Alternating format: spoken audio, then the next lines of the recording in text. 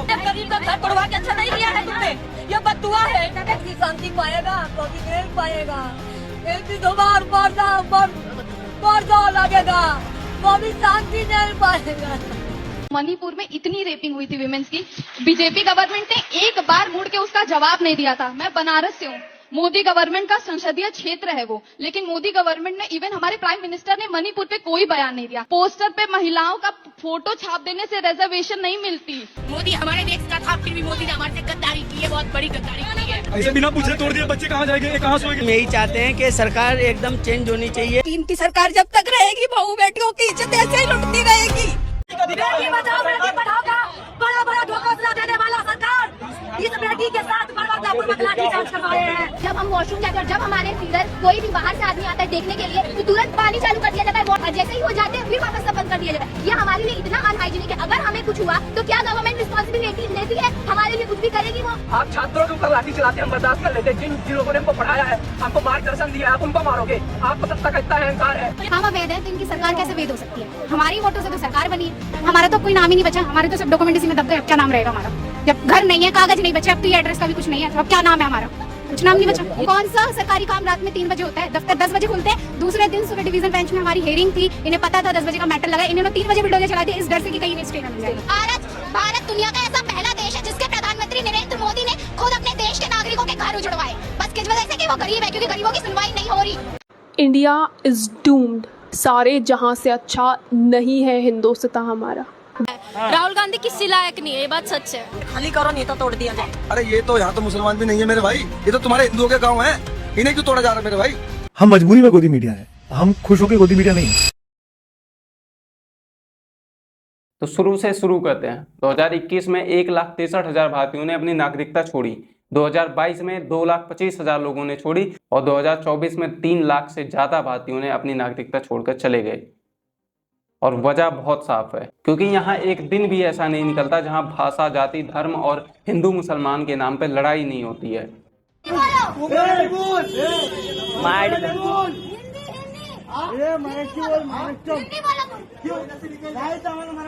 कमाई से ज्यादा टैक्स देना पड़ता है, एजुकेशन आउटडेटेड है, महिलाओं की सेफ्टी मजाक बन के रह गई है, पार्किंग जैसे छोटे छोटे मुद्दे पे लोगों को मार दिया जाता है, 80,000 से ज्यादा सरकारी स्कूल बंद कर दिए गए, सरकारी अफसरों का करप्शन इतना बड़ा है कि जज के घर से ही करोड़ों रुपए बरामद होते हैं, और जब कोई इन सब मुद्दों पर आवाज उठाता है तो उसे एंटी नेशनल का टैग दे दिया जाता है।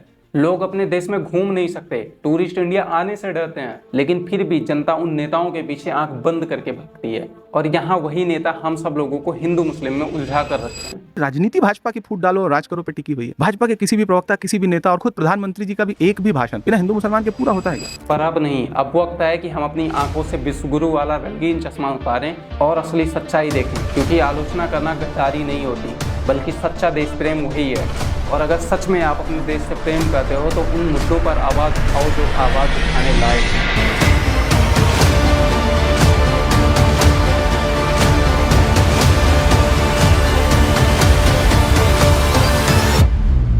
बच्चों के लिए रो रहा हूँ, तुम्हारे बच्चों के लिए रो रहा हूँ।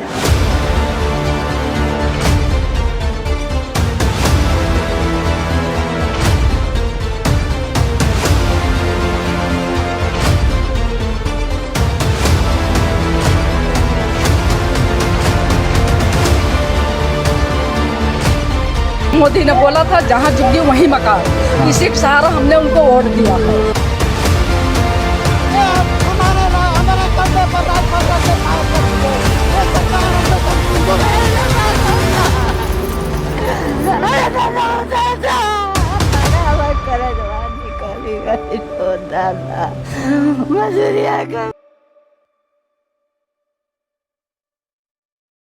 आपको जानकर हैरानी होगी कि हमारी जो अर्थव्यवस्था है उसका 81% हम सब पे कर्जा है।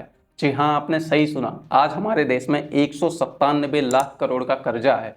लेकिन इतना सब कुछ होने के बाद भी अंधभक्त इतने बढ़ चुके हैं नेताओं के कि उनको इन सब चीज़ों से कोई मतलब ही नहीं है। तमिलनाडु में आज 80,000 से ज़्यादा मंदिर हैं और वहाँ पर 81% से ज़्यादा हिंदू हैं, लेकिन उसके बाद भी ना तो वहाँ के हिंदू खतरे में हैं और ना तो मुसलमान। और अगर डेवलपमेंट की भी बात करोगे तो महाराष्ट्र के बाद सबसे ज़्यादा डेवलपमेंट आपको तमिलनाडु में ही देखने को मिलेगा। आज हम दुनिया की सबसे बड़ी अर्थव्यवस्था बनने की दौड़ में हैं, लेकिन आज भी सबसे ज्यादा भूखे और गरीब लोग हमारे देश में ही हैं। यहाँ बच्चों के पेट खाली हैं और नेताओं के भाषण भरे पड़े हैं। सबसे ज्यादा प्रदूषित शहर भारत में है। हमने सांस लेने लायक हवा खो दी है, सड़कें चौड़ी हो गई हैं, गाड़ियां तेज हो गई हैं, लेकिन उसके बाद भी सबसे ज्यादा सड़क हादसों में मौत हमारे भारत में ही होती है। हम दुनिया के सबसे ज्यादा युवा वाले देश हैं, लेकिन उसके बाद भी हमारे यहाँ ही सबसे ज्यादा युवा बेरोजगार बैठे हैं। ये वही भारत है जहाँ पे जोश जिंदा है लेकिन जख्म बहुत गहरे हैं। आज देश की वो हालत है कि 2014 में हमारे पासपोर्ट की रैंकिंग 70वें नंबर पे थी और आज 70 से बढ़कर 78वें नंबर पे हो चुकी है। ऑस्ट्रेलिया ने तो क्लियर कह दिया कि हम इंडिया से आने वाले टूरिस्ट का एक्स्ट्रा चेकअप करेंगे। और आपको पता है अभी जल्दी में ही टाइम मैगजीन में 100 प्रभावशाली लोगों की रिपोर्ट आई है और उसमें मोदी जी दूर दूर तक नहीं है। इतना ही नहीं, अमेरिका में इंडिया से 32 गुना लोग ज़्यादा कमाते हैं, लेकिन उसके बाद भी वहाँ पे पेट्रोल और डीजल सस्ता है इंडिया के मुकाबले।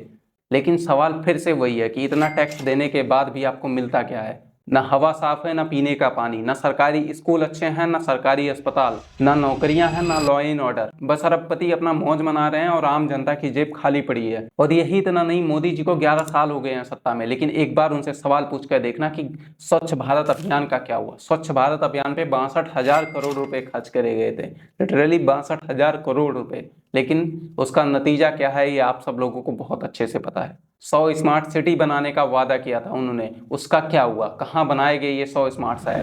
क्यों ना हमारे देश में 100 नए शहर बने, आधुनिक शहर बने, वॉक टू वर्क कंसेप्ट के रूप में बने, स्मार्ट सिटी बने, आवश्यकता अनुसार कहीं हेल्थ सिटी बने, कहीं स्पोर्ट सिटी बने, स्पेशलाइज सिटी क्यों न बने? हर साल 2 करोड़ युवाओं को रोजगार देने का वादा किया था, उसका क्या हुआ? किसानों की आय दुगनी करने का वादा किया था, उसका क्या हुआ? भुखमरी खत्म करने का वादा किया था, उसका क्या हुआ? आज भी 20 करोड़ से ज्यादा लोग हमारे देश में भूखे सोते हैं रोज रात को। यही सब नहीं, रसिया से सस्ता तेल कौन खरीदता है? अंबानी जी। उस तेल को रिफाइन करके यूरोप के देशों में कौन बेचता है? अंबानी जी। और इस डील से करोड़ों का प्रॉफिट किसको होता है? अंबानी जी को। और इस डील की वजह से डोनाल्ड ट्रंप टैरिफ लगाता है 50% किस पर? भारत पर। और उस टैरिफ की वजह से नुकसान किसका होता है? आपका। पेट्रोल में 20% एथेनॉल कौन मिला रहा है? गडकरी जी। और उससे प्रॉफिट किसको हो रहा है? गडकरी जी और सन्स को। और पेट्रोल में 20% एथेनॉल मिलाने से गाड़ियां किसकी खराब हो रही हैं? आपकी। और जब इन सब सारी चीजों को लेकर आप सवाल पूछोगे सरकार से तो उसका जवाब है नेहरू जी। और अगर आप नहीं रुकते हो, लगातार सवाल पूछते रहते हो, तो आप क्या कहलाओगे ये आप बहुत अच्छे तरीके से जानते हो। भारत पाकिस्तान और बांग्लादेश से कंपेयर ही करता रह जाएगा, क्योंकि सच्चाई यह है कि चाइना से आने वाले 100 सालों में भी हम कम्पीट नहीं कर सकते हैं। जहां चाइना अपनी एजुकेशन पे अपनी जीडीपी का 4.1% खर्च करता है, वहीं पर इंडिया केवल 2.7% ही खर्च करता है। और इसके अलावा जिस मैन्युफैक्चरिंग के दम पे चाइना आज वर्ल्ड का इकोनॉमिक सुपर पावर बन पाया है, वहीं पे हमारे इंडिया के केस में हमारा जो manufacturing as a percentage of GDP है वो हर साल बढ़ने के अलावा कम होता जा रहा है। इंडिया में जो लोग ग्रेजुएट हैं या उससे ऊपर उन्होंने पढ़ाई कर रखी है, उनमें से 48.7% लोग बेरोजगार बैठे हैं। जी हाँ, सही सुना आपने, लगभग आधे लोग बेरोजगार बैठे हैं। यहाँ आपकी जानकारी के लिए ये भी बता दूं कि इस तरीके का डेमोग्राफिक डिविडेंड जब चाइना और जापान जैसी कंट्री के पास था तो उन्होंने अपनी जीडीपी को हर साल लगभग 9% से ग्रो किया था, और वहीं पे हमारे केस में 6.2% की ग्रोथ है। इसके बाद भी अगर किसी को लग रहा है कि हम विश्वगुरु बनने वाले हैं तो ये वीडियो उनको एक बार जरूर भेज देना। याद रखना कि नौजवानों को अपने मुद्दों पर खड़ा होना होगा। आप पूछोगे कि रोजगार कहाँ है तो वो कहेंगे मंदिर वहाँ है। आप पूछोगे कि 100 स्मार्ट शहर कहाँ है तो वो कहेंगे कश्मीर को भारत से मिला दिया। आप पूछोगे कि किसानों की आय दुगनी करने का क्या हुआ तो वो कहेंगे धारा 370 हटा दिया। आप पूछोगे कि महंगाई का क्या हुआ तो वो कहेंगे महिलाओं को 3 तलाक से मुक्त कर दिया। और एक बात मैं यहाँ पे जरूर बोलना चाहूंगा कि सरकार से सवाल पूछना राहुल गांधी की चमचागिरी नहीं होती है। हमें पूरा हक है कि हम सरकार से वो सारी चीजों का सवाल पूछ सके, क्योंकि सरकार को हमने बनाया है, सरकार ने हमको नहीं बनाया है। लेकिन होता क्या है, इतना सब कुछ जब तुम पूछते रहोगे तो जो अंधभक्त हैं वो आकर कंपेयर करने लग जाएंगे कि कांग्रेस ने क्या किया है। तो आओ एक झलक तुम्हें उनकी भी दिखा देता हूँ। कांग्रेस ने IIT बनाया, एम्स बनाया, मनरेगा बनाया, RTI बनाया, RTE बनाया, जिसको हम राइट टू एजुकेशन और राइट टू इंफॉर्मेशन के नाम से भी जानते हैं। आधार Indira Awas Yojana, food security act, 72,000 crore किसानों का कर्ज माफ, mid day meal scheme, telecom national stock exchange, SEBI, Delhi Jaipur Bengaluru metro project, bank nationalisation, national rural health mission, Panchayati Raj, Rashtriya Swasthya Bima Yojana, Rajiv Gandhi Grameen Vidyutikaran, Bhakra dam, steel plants, Jawahar Navodaya Vidyalaya, ISRO, Asiad game Bharat में पहली बार आयोजित किया गया, वो भी कांग्रेस कांग्रेस के सरकार में। इसके बाद श्वेत क्रांति की शुरुआत, हरित क्रांति की शुरुआत। और अगर थोड़ा सा बॉर्डर की तरफ भी देखोगे तो इंदिरा जी ने ऑलरेडी 2 टुकड़े कर रखे हैं पाकिस्तान के। आज हम लोगों के सामने है बांग्लादेश। और आज क्या हुआ एक बार ये भी देख लो, गंगा की सफाई करवाने में फेल, नौकरी देने में फेल, महिलाओं की सुरक्षा देने में फेल, महंगाई कम करने में फेल, किसानों की आय दुगनी करने में फेल, 100 स्मार्ट शहर बनाने में फेल, काला धन वापस लाने में फेल, रुपया को मजबूत करने में फेल। और यही नहीं, देश की सुरक्षा में भी एक बार ध्यान से देख लेते हैं। और अगर आपको लग रहा है ये क्या मैं बोल रहा हूं तो एक बार सुनो, बीजेपी के 10 साल के कार्यकाल में कितने आतंकी हमले हो चुके हैं। 28 दिसंबर 2014 बेंगलुरु ब्लास्ट, मार्च 2015 जम्मू अटैक, 4 जून 2015 मणिपुर अटैक, 27 जुलाई 2015 गुरुदासपुर अटैक, जनवरी 2016 पठानकोट अटैक, 25 जून 2016 पेम्पोर अटैक, 5 अगस्त 2016 कोकराझार अटैक, 18 सितंबर 2016 उरी अटैक, 3 अक्टूबर 2016 बारामूला अटैक, 29 नवंबर 2016 नगरोटा अटैक, 11 जुलाई 2017 अमरनाथ यात्रा पर अटैक, 10 फरवरी 2018 सजवन अटैक, 14 फरवरी 2019 पुलवामा अटैक, 12 जून 2019 कश्मीरी अटैक और अभी अप्रैल 2025 में पहलगाम अटैक। और यही इतना नहीं, किसानों की भी थोड़ा सा सुन लो। 180 की यूरिया की बोरी 350 पर ले आए, 500 की डीएपी की बोरी 1500 पर ले आए, 350 की कीटनाशक 600 रुपया पर लीटर ले आए, घर का 100 रुपये का बिल 500 पर ले आए। अब आप ही बताओ कि इसे किसान अपनी तरक्की समझे या आर्थिक बोझ। और कहानी यही नहीं रुकती है, करप्शन निचले स्तर पे इतना गहरा है कि बिना पैसे दिए तुम अपना एक भी सरकारी काम नहीं करवा सकते हो। और ये करप्शन निचले स्तर पे गांव के प्रधान से लेकर बड़े बड़े नेताओं में इतना है कि आप सोच भी नहीं सकते हो। अभी हाल ही में इन्होंने भ्रष्टाचार को खत्म करने की गारंटी दी थी। मेरी गारंटी है, भ्रष्टाचार हटाओ। लेकिन एक बार इसकी भी सच्चाई सुन लो। Hemanta Vishwakarma 10,000 crore Sharda chit fund scam अब बीजेपी पर है। नवीन जिंदल 21,000 करोड़ कोलगेट स्कैम का आरोप अब बीजेपी पे है। Ashok Chavan Adarsh housing society scam अब बीजेपी पर है। Ajit Pawar 70,000 crore Maharashtra state cooperative bank का आरोप अब बीजेपी पर है। प्रफुल्ल पटेल 30,000 करोड़ एयर इंडिया स्कैम का आरोप अब बीजेपी के साथ है। शुभेंदु अधिकारी 10,000 करोड़ शारदा चिट फंड का आरोप अब बीजेपी पर है। और यही इतना नहीं, 2014 से 25 ऐसे अपोजिशन लीडर हैं जिन पे करप्शन के चार्जेस लगे थे और अब वो बीजेपी में है। हम दुनिया के सबसे ज्यादा ऊंचे टैक्स देने वाले देशों में हैं, लेकिन उसके बाद भी हमारे अस्पताल में डॉक्टर नहीं है, हमारे स्कूलों में टीचर नहीं है, गांव शहर की सड़कें टूटी और गड्ढों से भरी पड़ी हैं, चारों ओर गंदगी, खुले हुए नाले और सारी तरफ कचरे का ढेर। क्या ये 140 करोड़ भारतीयों के टैक्स देने का नतीजा है? और इतना सब कुछ होने के बाद अगर इन सब चीजों पे कोई आवाज उठाता है तो उसे गायब करवा दिया जाता है और जनता में हिंदू मुस्लिम का चूरन बांट दिया जाता है। प्रधानमंत्री है तू, 10 दिन से कॉल करके मुझे परेशान कर रहा। अरे तुमको भी मारबो करेंगे रे चुतिया, अभी तुमसे कॉल कर रहे हैं, समझा ना? हाँ, कौन है तू, क्या करेगा बता। अरे तुमको एक बात बता। हाँ, तो हमेशा एक ही पार्टी को टारगेट करते हो। मैं किसी पार्टी को टारगेट नहीं करता हूँ, समझे। जो सत्ता में है उससे मैं सवाल करता हूँ, ठीक है ना। अरे तो कांग्रेस सवाल नहीं पूछता, जाके कांग्रेस सवाल पूछ। हाँ, तो सत्ता कांग्रेस में है। लेकिन एक बात यहाँ पे जरूर याद रखना कि ये समस्या बीजेपी और कांग्रेस की नहीं है, बल्कि ये समस्या हमारी चुप्पी, हमारी व्यवस्था की है। जब तक हम भ्रष्टाचार, गंदगी और सरकार की नाकामयाबियों पर आवाज नहीं उठाएंगे तब तक कुछ भी नहीं बदलेगा। आज हमारे देश में 80 करोड़ लोगों को राशन दिया जाता है। साथियों, आज भारत में 80 करोड़ से ज्यादा लोगों को, यह आंकड़ा बहुत बड़ा है, 80 करोड़ से ज्यादा लोगों को मुफ्त राशन दिया जा रहा है। और ये कोई गर्व की बात नहीं है, बल्कि शर्म की बात है कि आज हमारी सरकार उन लोगों को इतना भी काबिल नहीं बना पाई कि वो अपने घर का राशन खुद खरीद के खुद खा सके। और ये जो लोग कहते हैं ना कि हमने बड़ा प्रोग्रेस कर लिया, तो सुनो कितना प्रोग्रेस किया है। अभी जल्दी में एक 5 साल की लड़की का रेप किया जाता है। हाँ, सही सुना, एक 5 साल की लड़की का। वो भी पता है कहाँ? आगरा के एक मंदिर के अंदर। और इसमें भी जो कुछ लोग कहते हैं ना कि लड़कियों के अपने पहनावे की वजह से ये सब होता है, तो जरा अब यहाँ पे बताओ कि उस 5 साल की लड़की ने ऐसा क्या पहना होगा कि उसके साथ ऐसा हुआ है। अमेरिका ने उनके नागरिकों को भारत आने के लिए एक ट्रैवल एडवाइजरी जारी की है। ट्रैवल एडवाइजरी का मतलब होता है कि जब कोई देश का नागरिक किसी दूसरे देश में घूमने जाता है तो उनकी सरकार एक ट्रैवल एडवाइजरी जारी करती है। ऐसे ही अमेरिका ने भारत में आने वाले सिटीजन्स को कहा है कि भारत जाने वाले लोग सावधानी बरतें, क्योंकि भारत में क्राइम और आतंकवाद बहुत तेजी से बढ़ता जा रहा है। साथ ही साथ उन्होंने महाराष्ट्र, मणिपुर और जम्मू कश्मीर जैसे कुछ राज्यों को मेंशन भी किया है और क्लियर कहा है कि यहाँ पर जाने वाली महिलाएं अकेले ट्रैवल ना करें, क्योंकि भारत में रेप जैसे अपराध बहुत तेजी से ग्रो कर रहे हैं। अब ये सुनकर शर्म आई ना? मुझे भी आई थी। लेकिन जिस दिन ये खबर आई थी उसी दिन एक खबर और आई थी कि उसी दिन एक फ्रेंच टूरिस्ट के साथ बलात्कार किया गया। यह लड़का इस लड़की को उस रेस्टोरेंट से स्मोक करने के बहाने अपने गाड़ी में ले गया और गाड़ी में ले जाने के दौरान इसके द्वारा उस महिला के साथ छेड़छाड़ की गई और तत्पश्चात यह उसके साथ उसे अपने कमरे पर ले गया, जो न्यू भोपालपुरा में इसने अपना कमरा ले रखा था। वहाँ पर जैसा महिला ने आरोप लगाया, इस युवक द्वारा उसके साथ फोर्सिबली सेक्सुअल असॉल्ट किया। आज अर्ली मॉर्निंग इस युवक को, जो चित्तौड़ गंगरार का रहने वाला है, चित्तौड़गढ़ हाईवे से डिटेन किया।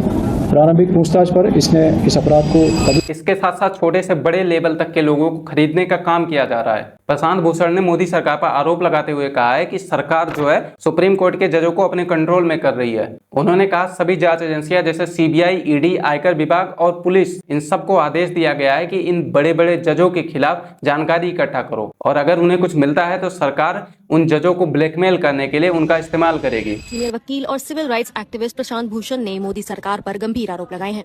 उन्होंने कहा कि सरकार भारत के सुप्रीम कोर्ट के जजों को ब्लैकमेल करके नियंत्रित करने की कोशिश कर रही है। प्रशांत भूषण ने कहा कि इस सरकार ने न्यायपालिका की स्वतंत्रता को खत्म करने का सबसे खतरनाक तरीका निकाला है, डोजियर बनाना। उन्होंने दावा किया कि सभी जांच एजेंसियों जैसे कि सीबीआई, ईडी, आयकर विभाग, एनआईए और लोकल पुलिस को यह आदेश दिया गया है कि महत्वपूर्ण जजों, खासकर जो भविष्य में मुख्य न्यायाधीश बन सकते हैं, उनके खिलाफ निजी जानकारियां इकट्ठा करें। अगर उन्हें कुछ मिलता है तो सरकार इसका इस्तेमाल जजों को ब्लैकमेल करने के लिए करती है। उसके साथ साथ उन्होंने ये भी आरोप लगाया कि अगर हम उनके हिसाब से नहीं चलेंगे तो मुझे और मेरे परिवार को जेल में डाल देंगे। मतलब सोच के देखो, पूरी देश की ऑलमोस्ट लगी पड़ी है। पर जरा सोचो इन सब चीजों के बीच में क्या किया जाएगा। जब गरीबों को खाने का खाना नहीं है, सोने का घर नहीं है, भ्रष्टाचार अपने पीक पर है, मीडिया पूरी तरीके से बिक चुकी है, देश में अनएम्प्लॉयमेंट है, तो हमारे मोदी जी एक लाइव स्ट्रीम करते हैं और उसमें कहते हैं कि कांग्रेस और आरजेडी के मंच से उनकी माँ को गाली दी गई है। और ये कहना इसलिए जरूरी था क्योंकि बिहार में इलेक्शन है। बिहार में आरजेडी कांग्रेस के मंच से मेरी मां को गालियां दी गई। बात ऐसी है कि मोदी जी को शायद अपनी प्रायोरिटी क्लियर ही नहीं है। और यहाँ पे जब मैं प्रायोरिटी की बात कर रहा हूँ तो ये मत सोचना कि मैं इस चीज को जस्टिफाई कर रहा हूँ कि मोदी जी के माँ को गाली दी गई वो बहुत अच्छा हुआ। नहीं, इवन मेरा मानना यह है कि पॉलिटिक्स के अंदर माँ बहन आनी ही नहीं चाहिए। लेकिन मोदी जी से मेरा सीधा सवाल यहाँ पे है कि जब आपके नेता आते हैं सोनिया गांधी को गाली देते हैं तब चलेगा, जब राहुल गांधी के बारे में अनाथ का बच्चा बोलकर चले जाते हैं तब भी चलेगा, जब दिल्ली की सीएम रेखा गुप्ता केजरीवाल की मां के बारे में अनाप शनाप बोलती हैं तब भी चलेगा। विडो ये रुपये कौन विधवा थी जो लेती थी? ये कांग्रेस की कौन सी विधवा थी? He even insulted Shashi Tharoor's wife, calling her a 50 crore girlfriend. ये बता दीजिए, इस देश में कभी किसी ने 50 करोड़ की गर्लफ्रेंड देखी है? 50 करोड़ की गर्लफ्रेंड देखी है? जबकि होना ये चाहिए कि यहाँ पे किसी भी पेरेंट्स के बारे में कुछ भी नहीं बोला जाना चाहिए। लेकिन आज के टाइम पे कुछ लोग ऐसे हो गए हैं कि उनको आज के टाइम को, आज की सिचुएशंस, आज की प्रॉब्लम को छोड़कर नेहरू जी के टाइम पे क्या हुआ था ये जानने में बहुत ज्यादा ही इंटरेस्ट है। तो भाई उस आदमी ने देश को तब संभाला था जब हमारे देश का कुल बजट 500 करोड़ का भी नहीं था। और आज हमारे पास सब कुछ होने के बाद भी इकोनॉमी की हालत देख लो, रुपया डॉलर के मुकाबले कितना गिर गया है। पेट्रोल के प्राइसेस देख लो, world happiness index, world press index, global hunger index, इन सब चीजों में इंडिया की रैंक क्या है ये आज आप सब लोगों के सामने है। और मेरी एक बात याद रखना कि इस देश में जो भी कुछ हो रहा है ना, इन सब का क्रेडिट जाता है जनता को, क्योंकि सरकार तुम्हें वही तो देगी जो तुम उनसे मांगोगे। वोट चोरी का इतना बड़ा मामला हम लोगों के सामने आया, लेकिन उसके बाद भी क्या जरूरी है हम लोगों के लिए? फतेहपुर का हिंदू मुसलमान। दरअसल बात यह है कि इस देश में कुछ ऐसे लोग हो चुके हैं जो देशभक्त नहीं पार्टी भक्त हैं। उनको इस चीज से कोई मतलब नहीं है कि आज देश में क्या चल रहा है, बस उनको एक ही चीज चाहिए कि उनको किसी भी हालत में, किसी भी सिचुएशन में भारत का जो मुसलमान है वो परेशान होता हुआ दिखना चाहिए। खैर एक टाइम जरूर आएगा जब आपको और हमको समझ में आएगा कि हमने पार्टियों को बचाने के चक्कर में देश को कितना बर्बाद कर दिया है। और ये कोई एक पार्टी की बात नहीं है कि मैं यहाँ पे बीजेपी को टारगेट कर रहा हूँ। जरा सोच कर देखो कि जब हमारा एक प्राइम मिनिस्टर सिख था तब हिंदू खतरे में नहीं था, जब हमारा एक प्रेसिडेंट मुस्लिम था तब हिंदू खतरे में नहीं था, और आज जब मोदी भी हिंदू हैं, योगी भी हिंदू हैं और अमित शाह भी हिंदू हैं, तब हिंदू खतरे में कैसे है? दरअसल बात यह है कि हम उतने निकम्मे नहीं हैं जितने आज के हमारे देश में कुछ नेता हो गए हैं। आज के टाइम पे समस्या ये बन गई है कि सारा का सारा जो खेल है वो राजनीति पर आकर टिक गया है।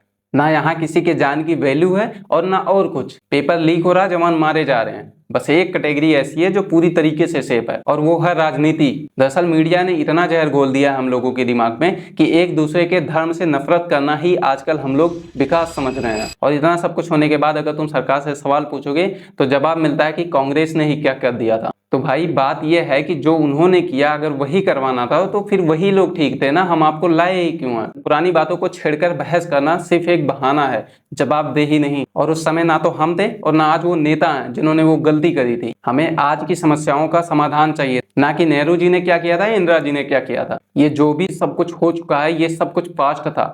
हमें आज फिर से उस चीज को दोहराना नहीं है बल्कि सुधारना है। और ये सारी चीजें हम सबको समझनी पड़ेगी, तभी जाकर सारी चीजें ठीक हो सकती हैं। अभी भी समय से बात मत करिए, वरना भविष्य इतिहास की सबसे बड़ी हार लिखेगा कि भारत जागा पर बहुत देर से।